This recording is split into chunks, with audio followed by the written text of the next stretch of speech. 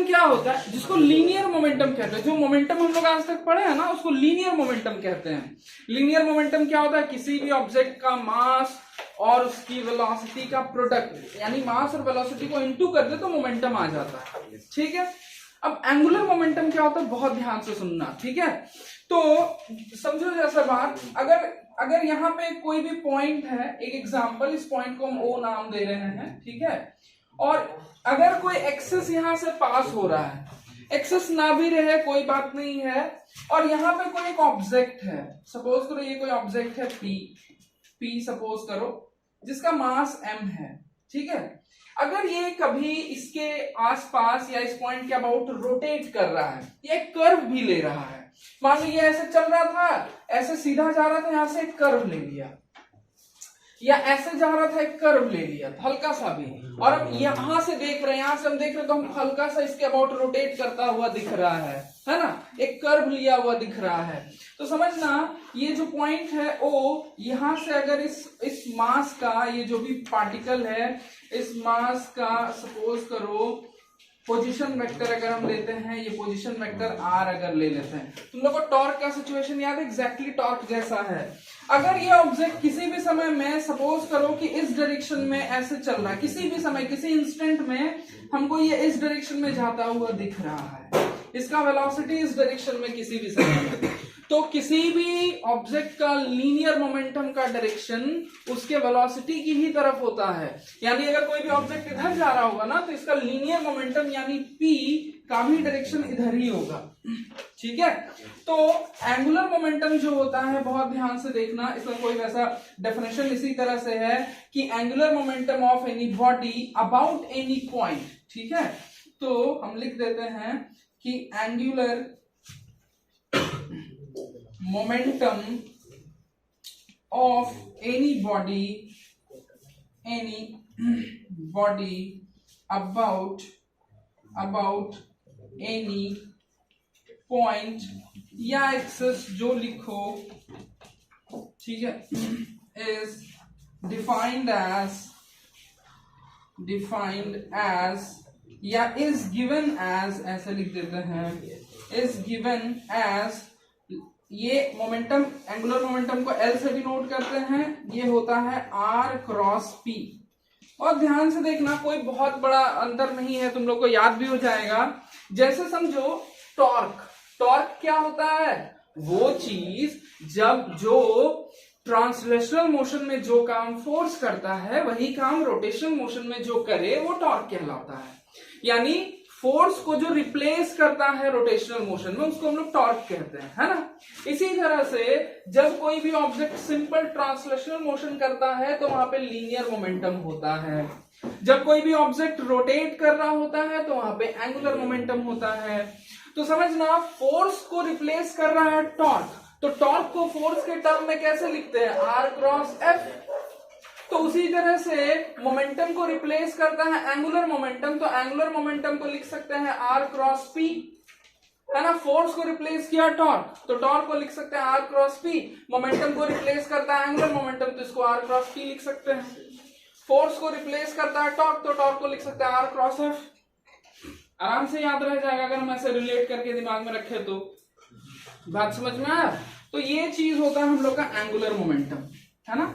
एक और इंपॉर्टेंट बात, अगर तुम लोग सेकेंड लॉ ऑफ मोशन याद अगर तुम लोग को होगा, Newton second law of motion अगर तुम लोग को याद होगा, तो न्यूटन का सेकेंड लॉ ऑफ मोशन क्या कहता है, 9th क्लास में भी तुम लोग पढ़े हो कि the rate of change of momentum is equal to the applied force. यानी किसी भी ऑब्जेक्ट के मोमेंटम में एक सेकेंड में जो चेंजिंग होता है वही उस ऑब्जेक्ट में लगने वाले फोर्स के बराबर होता है। ठीक है, तो ये हम लोग पढ़ते हैं, समझना। जैसे हम बताते हैं, एक एग्जांपल देके तुम लोग को समझाते हैं। सपोज करो ये कोई ऑब्जेक्ट है, शुरू में जो इसकी, सपोज इसका मास जो है वो 2 kg है, m 2 kg है। अगर इस शुरू में इसकी वेलोसिटी सपोज करो u इज इक्वल टू एक मान लो 4 मीटर पर सेकेंड है, तो जो इसका इनिशियल मोमेंटम होगा, यानी शुरुआत का जो मोमेंटम होगा, मोमेंटम हमेशा मास इंटू वेलोसिटी होगा, तो मास इंटू इनिशियल वेलोसिटी यानी 8 शुरुआत का मोमेंटम। सपोज करो इसमें कोई फोर्स लग गया, इसमें फोर्स लग गया और इसकी वेलोसिटी जो है वो 4 से, एक एग्जांपल मान के चलो 8 हो गई, 6 हो गई, चलो 6 ले लेते हैं, 6 हो गई सपोज करो एक एग्जांपल, ठीक है। अभी भी तो इसका मास 2 ही है ना जी। इस समय इसका जो फाइनल मोमेंटम होगा वो कितना हो जाएगा 12। अब समझो ये फोर्स, सपोज हम मानते हैं कि ये फोर्स जो है सो 2 सेकेंड तक इस पे लगा रहा, ये फोर्स इस पे 2 सेकेंड तक लगा रहा, इसका वेलोसिटी 4 से 6 हो गया, फोर्स निकल गया, हट गया, ठीक है। अब समझो मोमेंटम में बदलाव कितना हुआ, हम चेंज इन मोमेंटम को ऐसे लिखते हैं, चेंज इन मोमेंटम। तो चेंज इन मोमेंटम मतलब final momentum minus initial momentum. Final momentum कितना 12, इनिशियल मोमेंटम 8, कितना चेंजिंग हुआ 4। ये मोमेंटम में जो 4 का चेंजिंग हुआ ये कितने समय में हुआ 2 सेकेंड में। तो 1 सेकेंड में मोमेंटम में जो चेंज होता है वो अप्लाइड फोर्स के बराबर होता है। यानी जो फोर्स हम लगाएं, जिस फोर्स को लगाने के चलते इसकी वेलोसिटी 4 से 6 हुई, इसका मोमेंटम जो है 8 से 12 हुआ, जिस फोर्स को लगाने के चलते, वो फोर्स कैसे निकालते हैं, जो फोर्स होता है वो क्या होता है, चेंज इन मोमेंटम बाय उस मोमेंटम को चेंज होने में जो समय लगा, टाइम ड्यूरेशन, है ना। तो ये चेंज इन मोमेंटम कितना है 4, समय कितना है 2, तो ये जो 2 आएगा ना यही फोर्स के बराबर हो जाएगा। बात समझ में आ रहा है। 1 सेकेंड में जो मोमेंटम में बदलाव हुआ, देखो तो 2 सेकेंड में मोमेंटम में कितना का बदलाव हुआ 4 का, तो 1 सेकेंड में कितना का हुआ 4/2 यानी 2। हम क्या किए, change in momentum by time duration किए। बात समझ में आ रहा है। तो 1 सेकेंड में कोई भी चीज जो होता है ना उसको हम लोग कहते हैं रेट, है ना। 1 सेकेंड में डिस्टेंस जो कवर होता है उसको कहते हैं rate of covering distance. 1 second में जो वेलोसिटी में बदलाव होता है, चेंज होता है, उसको कहते हैं change in rate of change in velocity. 1 second में जो मोमेंटम में चेंज होता है उसको कहते हैं rate of change in momentum. बात समझ में आ रहा है। तो किसी भी चीज को के रेट को हम लोग ऐसे भी लिखते हैं, rate of change of momentum dp/dt। जैसे हम लोग वेलोसिटी क्या होता है जी, rate of change of displacement, तो dx/dt लिखते हैं ना। एक्सेलरेशन क्या होता है, rate of change of velocity, तो dv/dt लिखते हैं ना। उसी तरह से rate of change in momentum को dp/dt लिखते हैं। तो force is equal to dp/dt होता है, यानी rate of change of momentum होता है। ये बात क्लियर है, एक रिवीजन हो गया। अब देखो हम लोग एंगुलर मोमेंटम के बारे में पढ़ें, ठीक है। एंगुलर मोमेंटम क्या होता है ये सब भी देखें।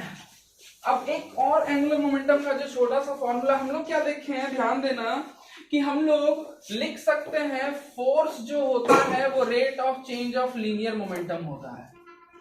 हम लोग ये बात लिखते हैं ना जी, अभी हम बता दिए, अभी तो बताएं कि सिंस जो फोर्स होता है वो rate of change of linear momentum होता है, फोर्स की जगह रोटेशनल मोशन में क्या आ जाता है टॉर्क, और लीनियर मोमेंटम की जगह एंगुलर मोमेंटम। जब भी रोटेशनल मोशन पढ़ते हैं तो dl/dt होता है टॉर्क, ठीक है। हम लिख सकते हैं कि torque is equal to dl/dt है, ये हम लिख सकते हैं, ठीक है। तो इस चीज को हम लोग मिटा रहे हैं, ठीक है। यहां पे सीधे लिख देते हैं वी कैन राइट, यहां से वहां तक पहले छाप, ठीक है। इसको नोट में लिख लेना, ठीक है।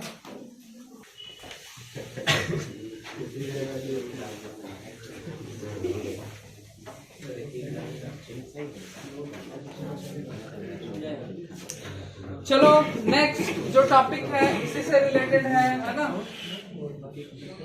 बहुत ध्यान से सुनना, प्रिंसिपल। अच्छा एक और चीज नोट में क्या करो, जो वो हम लिखवाए थे ना, नोट क्या लिखवाए जी, नोट में पहला चीज जो लिखवाए हम लोग उसको फर्स्ट पॉइंट कर देना कि टॉर्क जो होगा उसको हम लिख सकते हैं dl/dt, ठीक है। ये चीज हम लोग लिख सकते हैं, ठीक है। एक और बात थोड़ा ध्यान देना, सेकेंड पॉइंट, यहाँ वी कैन राइट रहने दो, ठीक है। एक और चीज जरा ध्यान देना, हम लोग जानते हैं कि जो लीनियर मोमेंटम होता है जिसको P से डिनोट करते हैं, ये मास इनटू लीनियर वेलोसिटी होता है। हम लोग अभी बात किए, सिंपल सा चीज था। तो जो एंगुलर मोमेंटम होता है ना, बहुत ध्यान से देखना, वेक्टर यहां पे भी दे सकते थे, नहीं, मास के जगह पे रोटेशनल मोशन में आ जाता है मोमेंट ऑफ इनर्शिया, और लीनियर वेलोसिटी के जगह पे एंगुलर वेलोसिटी। ठीक है, तो हम इस तरह से लिख सकते हैं सेकेंड वाले पॉइंट पे कि जो एंगुलर मोमेंटम होता है भैया उसको हम लिख सकते हैं moment of inertia into angular velocity omega. ठीक है, तो अगर हमको वो फॉर्मूला याद है तो हम इसको लिख सकते हैं, है ना। नेक्स्ट टॉपिक पे आते हैं। ठीक है, देखो ये ना क्वेश्चन सीधा सीधी पूछ देता है, स्कूल में भी पूछ देता है। ठीक है, principle of conservation, principle of conservation of angular momentum, angular momentum.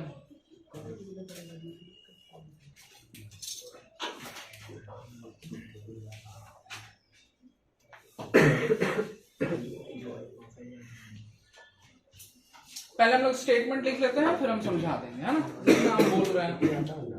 ये स्कूल एग्जाम में डायरेक्ट आ जाएगा। ठीक है, कि लिखो क्या होता है principle of conservation of angular momentum. If the net external torque, if the net external torque, if the net external torque acting on a system, acting on a system is zero, then the angular momentum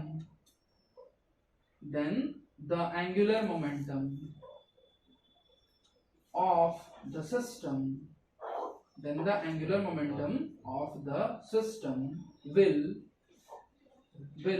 remain conserve, conserve का मतलब हो गया constant, bracket में लिख दो constant, conserve के bracket में लिख दो कांस्टेंट, है ना। This is called principle of conservation of angular momentum. This is called principle of conservation of angular momentum।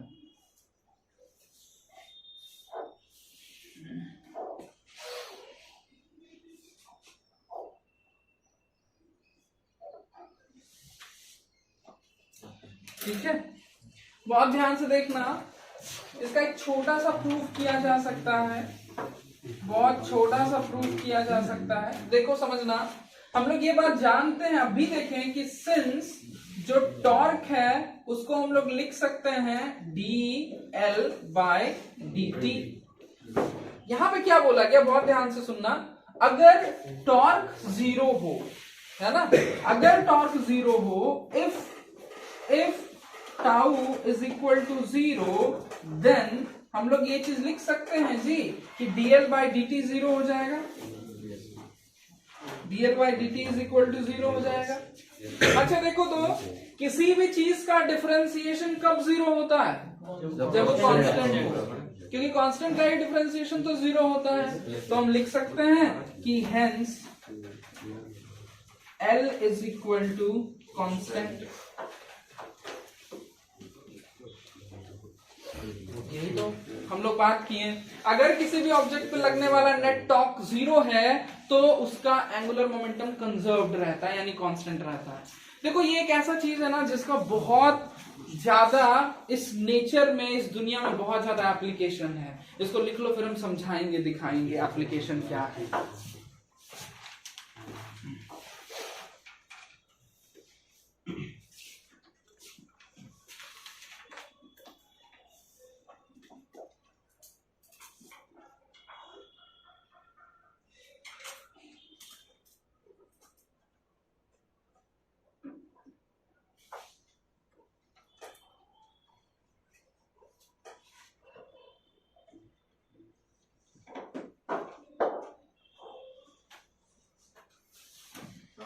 अरे बाबू, सांता क्लॉज तुमको 550 भेजा, मैसेज आया। अच्छा, तुम लोग कभी मूवी वगैरह में, सुनो ध्यान दो, अभी ठीक है खर्चा करेगा, तुमको भी खिलाएगा, मूवी वगैरह में तुम लोग देखे होगे कि एक स्पेशल टाइप का डांस होता है, उसको बैलेरिना डांस कहते हैं। एग्जैक्टली वो बेले नहीं, बेले डांस अलग है। तुम लोग ऐसा समझना, देखना उसमें करता क्या है कि जनरली लड़की लोग करती, लड़का लोग भी करता है। टो पे ना, टो पे ऐसे घूमता है स्पीड से, ऐसे टो पे खड़ा हो जाता है, पैर यहाँ पे रखती है और ऐसे घूमती है। बेले डांस अलग हो, उसमें तो बेले यानी पेट का डांस रहता है, ठीक है। इसको शायद बैलेरिना कहते हैं मेरे ख्याल से, एग्जैक्ट हमको वर्ड याद नहीं आ रहा है। बहुत ध्यान से सुनो मेरी बात, ध्यान से सुनो। तो तुम देखना, अगर कभी उस डांस को देखे होगे, नहीं भी देखे होगे तो यूट्यूब में कभी देखना। उसमें होता क्या है कि जैसे सब, या तुम खुद भी प्रैक्टिकल करके देख सकते हो कि अगर तुम मान लो हाथ को फैला के अगर तुम ऐसे घूमते हो, ध्यान देना मेरी बात समझो, ठीक है। हम लोग अभी क्या देखें, 2-3 फॉर्मूला दिमाग में रखो।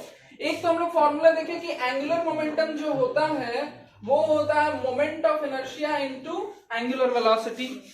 मोमेंट ऑफ इनर्शिया क्या होता है, दिमाग में याद है? मान लो अगर कोई भी सिस्टम है, जैसे कि एग्जांपल मान लो ये एक एक्सिस है, यहाँ पे 2 को बॉडी है, यहाँ पे एक बॉडी है m1 मास का, यहाँ पे एक बॉडी है m2 मास का। यहां से यहाँ का डिस्टेंस अगर r1 है, यहाँ से यहाँ का डिस्टेंस r2 है। तो बताओ धनंजय, इस सिस्टम का, 2 पार्टिकल का जो सिस्टम, इसका मोमेंट ऑफ इनर्शिया क्या होगा? हाँ बोलो, मोमेंट m r1 बताओ रिया, बोलो। देखो m1 r1 का स्क्वायर प्लस m2 r2 का स्क्वायर होता है मोमेंट ऑफ इनर्शिया, ठीक है। बहुत ध्यान से सुनो मेरी बात, ध्यान से सुनो। अगर हम इन दोनों मास को सेंटर के नजदीक ले आएंगे तो r1 तो घट जाएगा, r2 भी घट जाएगा, मोमेंट ऑफ इनर्शिया घट जाएगा ना, है ना। बात समझना, यानी अगर मास का डिस्ट्रीब्यूशन एक्सिस के नजदीक आ जाता है तो मोमेंट ऑफ इनर्शिया घट जाता है।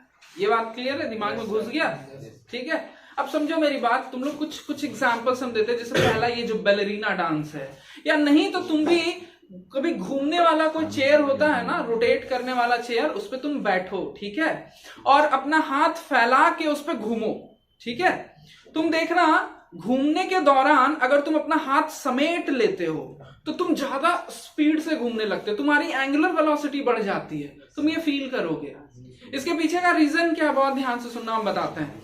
हाथ जब फैला होता है, हम लोग जब घूमते हैं तो एक्सिस यहां से पास होता है, हम इसके अबाउट घूमते हैं ना जी, हम ऐसे घूम रहे होते हैं, ऐसे घूम रहे होते हैं।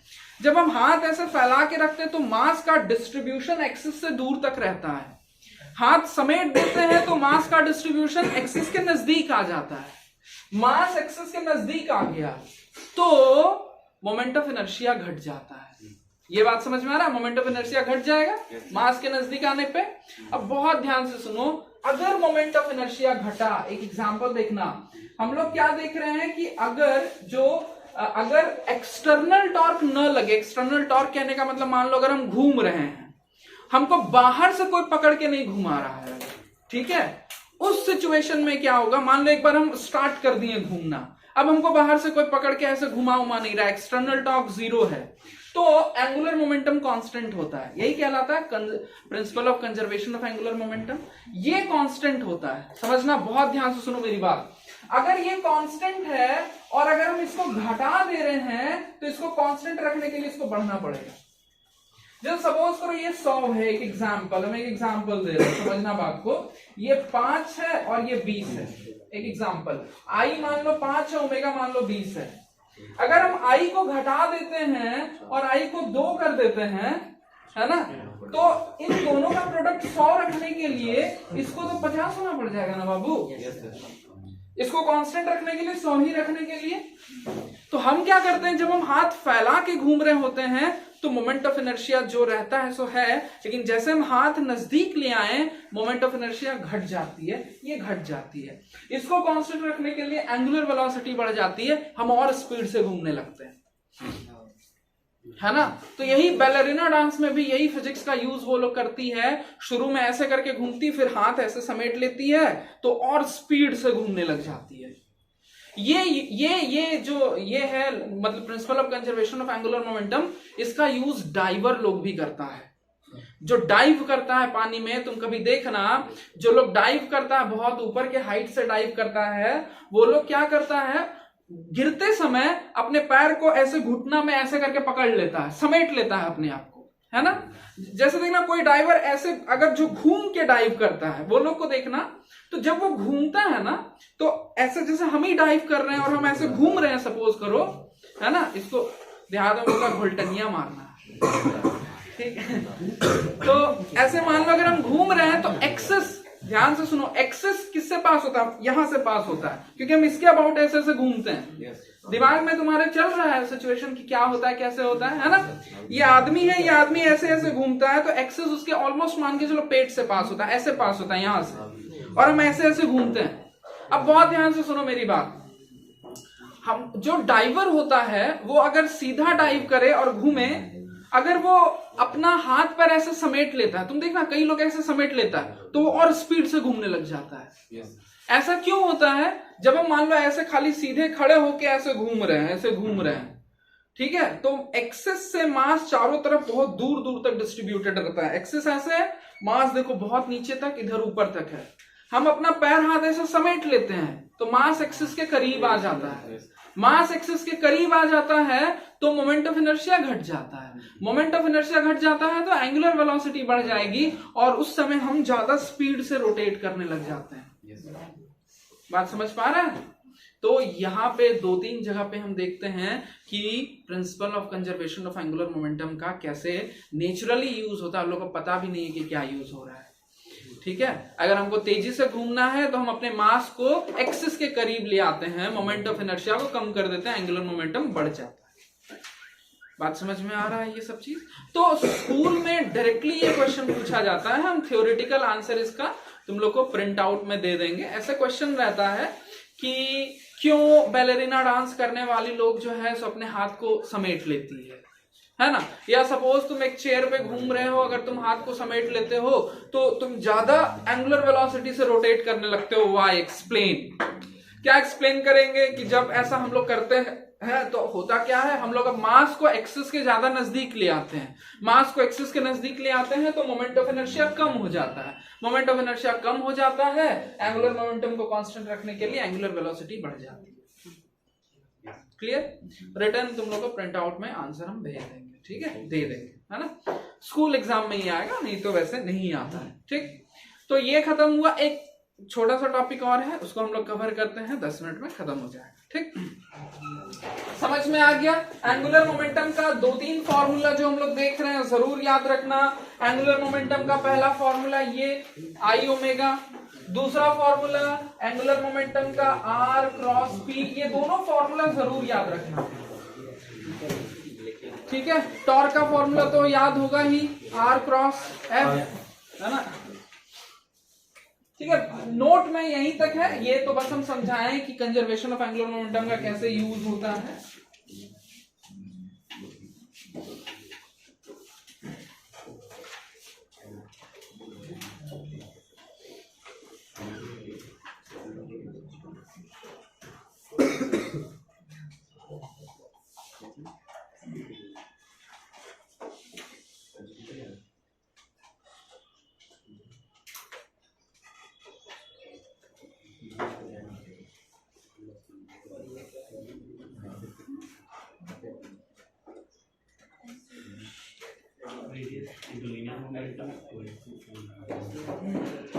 हो गया, मिटा देते हैं।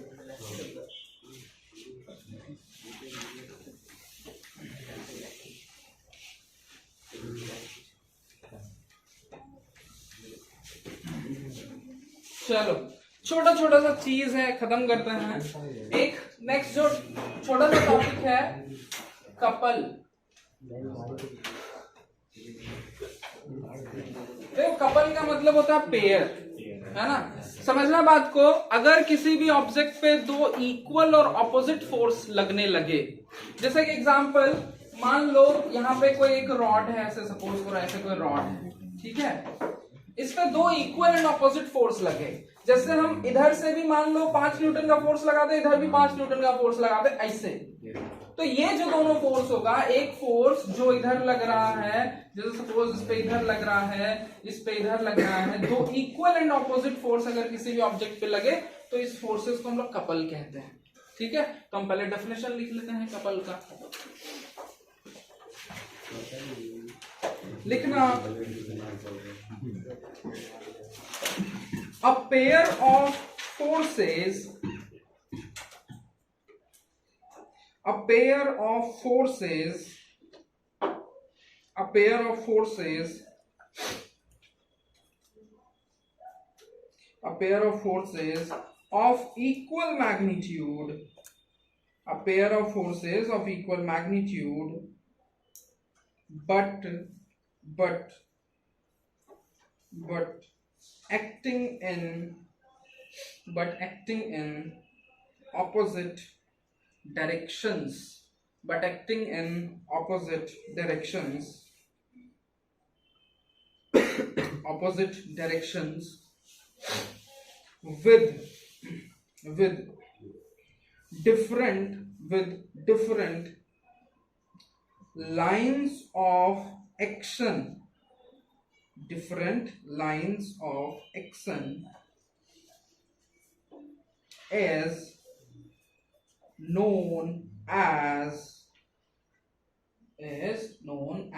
a couple. पैरा चेंज करके लिखना, इसी में पैरा चेंज करके लिखना, a couple produces rotation without translation. A couple produces rotation without translation. Without translation. देखो इसका क्या मतलब है? इसका मतलब समझो, जो ये सेंटेंस लिखा हुआ है इसका मतलब समझना। जैसे मान लो ये डस्टर है, ठीक है। देखो जब भी हम लोग किसी भी ऑब्जेक्ट पे कपल लगाते हैं तो वो ऑब्जेक्ट प्योर रोटेशनल मोशन करता है, ट्रांसलेशनल मोशन नहीं करता है। जैसे देखना, इस पे हम दो इक्वल एंड ऑपोजिट फोर्स लगाएंगे तो ये ऑब्जेक्ट जो है सो रोटेट करेगा, अपनी जगह से दूसरे जगह नहीं जाएगा, है ना। देखना ठीक है, एक दो बार और हम करके देखते हैं। एक्चुअली हमसे दोनों साइड से इक्वल फोर्स नहीं लग पा रहा है। अगर किसी भी तरह से दोनों इक्वल फोर्स लगेगा, ठीक है, तो ऑब्जेक्ट केवल रोटेट करेगा, अपने जगह से दूसरे जगह नहीं जाएगा। तो ये बताता है कि कपल जो है वो केवल रोटेशनल मोशन प्रोड्यूस करता है। लेकिन अगर किसी का एक्सिस फिक्स नहीं किया जा रहा है और उस पर अगर आप खाली एक फोर्स लगा रहे हैं तो रोटेशन भी होगा और ट्रांसलेशन भी होगा, थोड़ा सा अपनी जगह से होल बॉडी खिसकेगा भी। क्लियर है ये बात, है ना? बोले नहीं देखा? जैसे मान लो इस पे हम एक फोर्स लगाते हैं तो रोटेट भी किया और अपनी जगह से भाग भी गया, ट्रांसलेशन भी हुआ, रोटेशन भी हुआ। और मान लो हम इस पे इक्वल एंड ऑपोजिट फोर्स लगाते हैं ऐसे, है ना, ये वाला नहीं छू पाया था तो खाली रोटेशन होता है। अगर हम एग्जैक्ट दोनों फोर्स इक्वल लगाएंगे ना तो एकदम खाली ये रोटेट करेगा, जरा सा भी हिलेगा नहीं, अपनी जगह से नहीं जाएगा। ठीक है, तो यही बात लिखवाए हैं कि अगर दो इक्वल एंड ऑपोजिट फोर्स ऐसे लगेगा इस पे तो ये खाली रोटेट करेगा, जरा सा भी अपनी जगह से ये पूरा इधर उधर नहीं जाएगा। ठीक है, आगे बढ़ते हैं। समझना बात को। जो सबसे पहला पॉइंट हम लोग लिखने जा रहे हैं वो क्या है कि एक वर्ड है लीवर। लीवर मतलब लीवर क्या मतलब? ये वाला। हाँ, लीवर का मतलब क्या होता है समझना, एक लाइट रॉड। जैसे तुम लोग देखना कहीं पे भी अगर कुछ हमको पत्थर उठाना होता है या कुछ सामान को हिलाना रहता है तो हम एक रॉड को थोड़ा सा उसमें खोस देते हैं और इधर से फोर्स लगाते हैं, वो उठ जाता है ना। या कुछ भी ऐसा कोई डंडा या कोई रॉड जिसको कुछ काम करने के लिए यूज हो। गाड़ी जो 4 व्हीलर में जो गियर हम लोग चेंज करते हैं ऐसे ऐसे करके, उसको भी लीवर ही कहते हैं, है ना। तो फोर्स लगाने के लिए अगर कोई रॉड यूज हो, लाइट रॉड, हल्का रॉड, तो उसको हम लोग लीवर कहते हैं। ठीक है, तो एक लीवर के बारे में थोड़ा सा लिख लेंगे कि लीवर क्या होता है। और लीवर किसी भी पॉइंट पे फिक्स होता है। जैसे समझना बात को, अगर मान लो यहाँ पे एक बड़ा सा पत्थर है, इस पत्थर को हमको उठाना है अगर, या यहाँ से हटाना है, तो हम एक लाइट रॉड ऐसे यूज करते हैं और यहाँ पे किसी पॉइंट से उसको ऐसे अटका देते हैं। ध्यान देना, किसी भी पॉइंट से उसको अटकाते हैं, ये पॉइंट है, यहाँ से इसको अटकाते हैं, फिर यहाँ से हम फोर्स लगाते हैं, यहाँ से ऐसे इसको धकेलते हैं, ऊपर से ऐसे दबाते हैं, ये पत्थर उठ जाएगा, है ना। तो ऐसा रॉड जिसको इन कामों के लिए यूज किया जाए, हल्का, जो किसी एक पॉइंट पे फिक्स रहे, उसको हम लोग लीवर कहते हैं। ठीक है, तो यही सब चीज थोड़ा लिखवा दे। फर्स्ट पॉइंट पे लिखो, an ideal lever, L-E-V-E-R, an ideal lever is a light rod, pivoted, P-I-V-O-T-E-D, pivoted का मतलब होता है फिक्स कर देना, pivoted at a point along its length,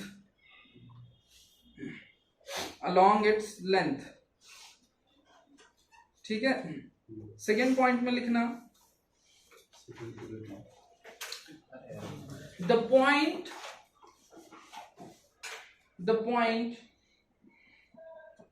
at which the point at which the lever is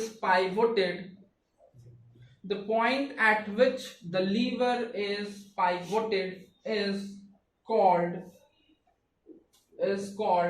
the fulcrum, F-U-L-C-R-U-M,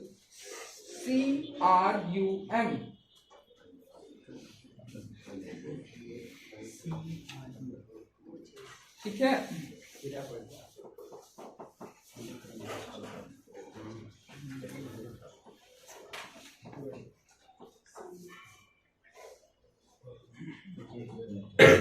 एक बात समझना, तुम लोग सी सॉ देखे हो ना जी, ठीक है। ऐसे कुछ भी रहता है, यहां से एक लीवर ऐसे फिक्स्ड रहता है ऐसे, ठीक है। अब होता क्या है कि यहाँ पे कोई लोड रखा हुआ रहता है, लोड या कोई आदमी, कुछ भी सपोज करो, है ना, और दूसरा आदमी यहाँ पे लगा हुआ रहता है, ठीक है, बैठा हुआ रहता है। या मान लो हमको कोई चीज को उठाना ही रहता है कोई रॉड को यूज करके, तो यहाँ पे लोड रहता है। तो समझना थोड़ा सा बात को, अगर हम इस लीवर का नाम दे देते हैं AB,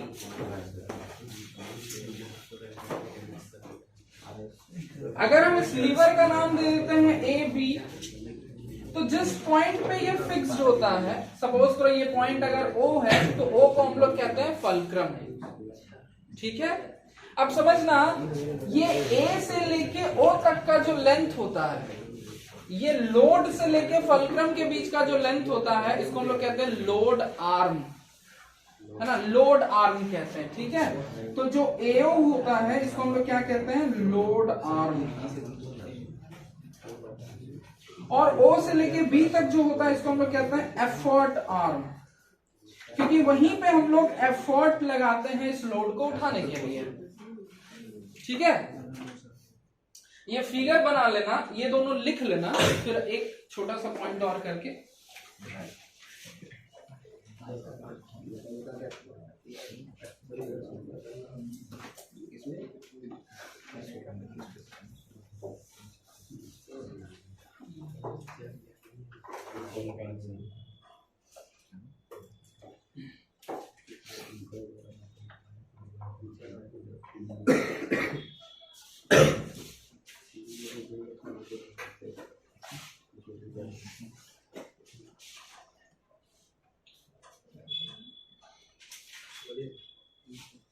आगे बढ़े। देखो नेक्स्ट जो टॉपिक है, टॉपिक मतलब इसी के अंदर में है, इसी के अंदर में मैकेनिकल एडवांटेज।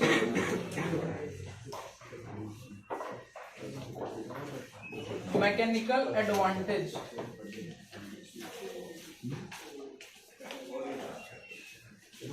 बस तुम लोग का भी छुट्टी हो गया। देखना मैकेनिकल एडवांटेज, थोड़ा बात समझो, हम लोग समझेंगे बात को।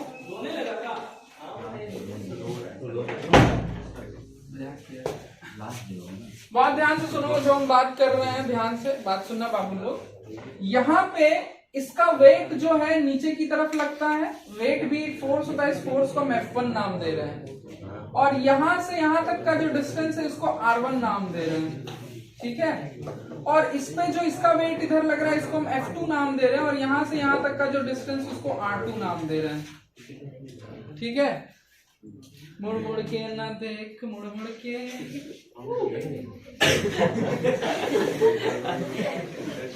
मुड़िए घुमा देंगे, बोल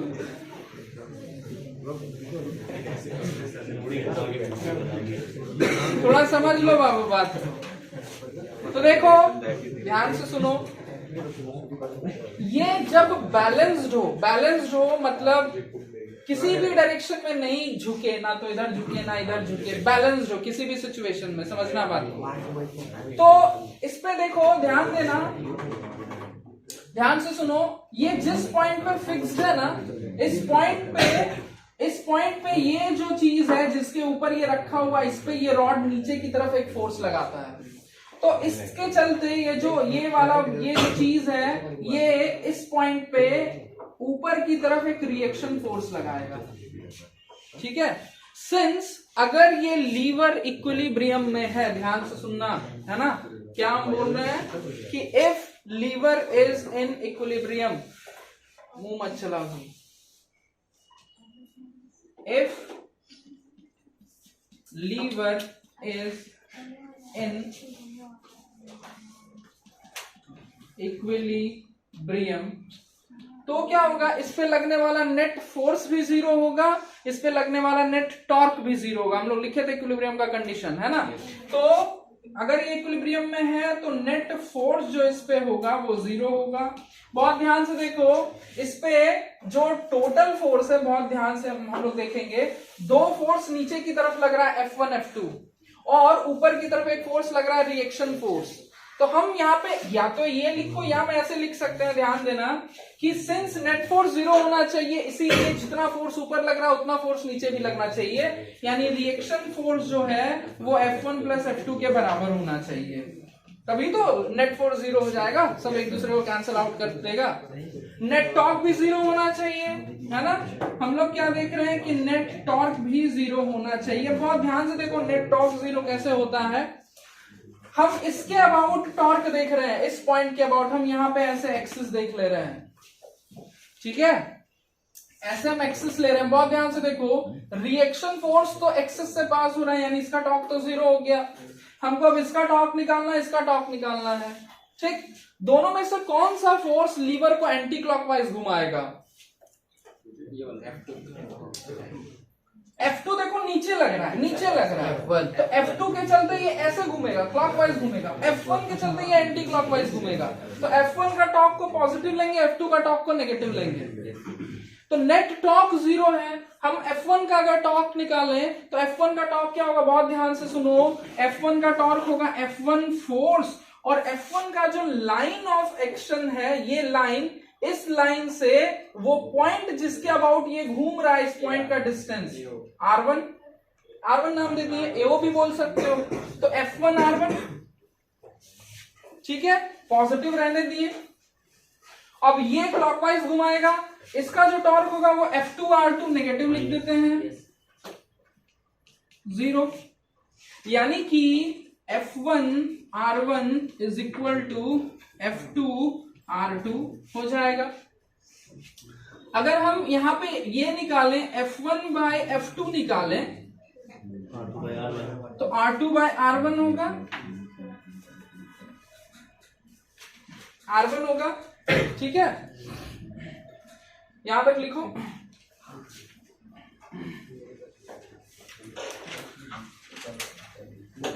यहां तक लिखो, फिर कंक्लूजन बताते हैं तुम लोग को। बस खत्म हो गया बाबू। चलो सुन ही लो, थोड़ा ध्यान से सुनो मेरी बात। देखो यहां सुनना मेरी बात, ये जो रेशियो होता है ना R2/R1, इसी को हम लोग कहते हैं मैकेनिकल एडवांटेज। बहुत ध्यान से सुनो जो हम बोल रहे हैं।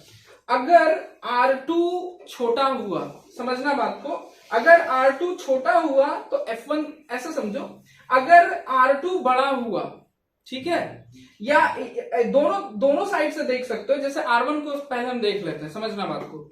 अगर R1 छोटा हुआ तो F2 छोटा होगा, ठीक है। R1 छोटा हुआ तो F2 छोटा होगा, R1 बड़ा हुआ तो F2 बड़ा होगा। अब बात समझो कि R1 अगर छोटा हुआ, R1 क्या होता है, ये ध्यान से सुनना, अगर ये छोटा हुआ ना तो इस लोड को उठाने के लिए हमको इधर कम एफर्ट लगाना पड़ेगा, F2 छोटा होगा। मतलब समझो बात को, हम क्या बोल रहे हैं, अगर R1 छोटा हुआ तो इसको उठाने के लिए इधर हमको कम फोर्स लगाना पड़ेगा, R1 छोटा हुआ तो F2 छोटा होगा। तुम लोग ऐसा कभी किए होगे, पता नहीं किए हो कि नहीं, हम तो किए हैं बाबू। हम देखे, मान लो ये तो पत्थर है, हमको इसको अगर उठाना है तो हम ये जो चीज है जिसके ऊपर हम रॉड को रखते हैं, इसको जितना नजदीक रखेंगे उतना आराम से पत्थर उठता है। यानी अगर हम इसको फलक्रम हम यहाँ पे लगा दें तो हमको इधर कम फोर्स लगाना पड़ता है इसको उठाने के लिए। मतलब F2 को कम रखने के लिए R1 को कम रखा जाता है। बात समझ में आ रहा है? इसको कम रखा जाता है। ये अगर कम हो गया तो ये ज्यादा हुआ, समझ रहे बात को। नीचे डिनोमिनेटर अगर छोटा हुआ तो रिजल्ट बड़ा होता है। This is called mechanical advantage. R1 छोटा रखते हैं, मैकेनिकल एडवांटेज बड़ा रखते हैं। बात समझ रहे हो? तो जो R2/R1 का रेशियो है या F1/F2 का रेशियो, इसको हम लोग कहते हैं मैकेनिकल एडवांटेज। मैकेनिकल एडवांटेज जितना बड़ा हो, या दूसरे शब्दों में कहा जाए तो R1 जितना छोटा हो उतना कम फोर्स लगाना पड़ता है ऑब्जेक्ट को उठाने के लिए, उतना कम एफर्ट लगाना पड़ता है। बात समझ रहे हो? तो यहाँ पे फाइनली हम लिख देते हैं कि दिस रेशियो इज कॉल्ड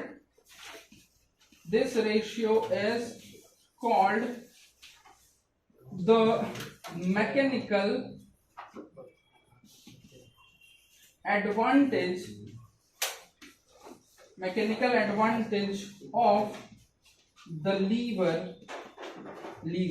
ठीक है। if mechanical advantage is large, it is easy to lift the load। Bracket में लिख देते हैं, that is R1 is small,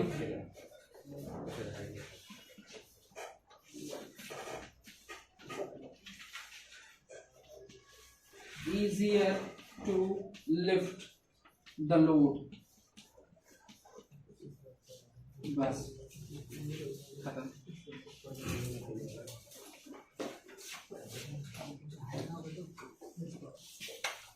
लिख लिया आप राजेश?